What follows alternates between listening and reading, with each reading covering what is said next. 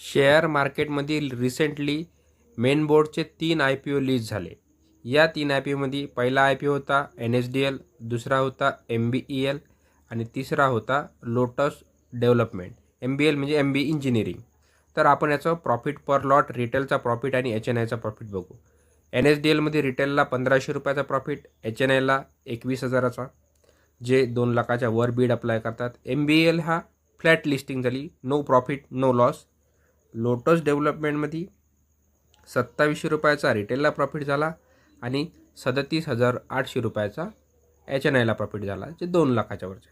आपण कशी लिस्टिंग झाली त्याचे थोडक्यात बघू. हे बघा, NSDL 10%, MBL फ्लॅट आणि लोटस डेव्हलपमेंट 18%.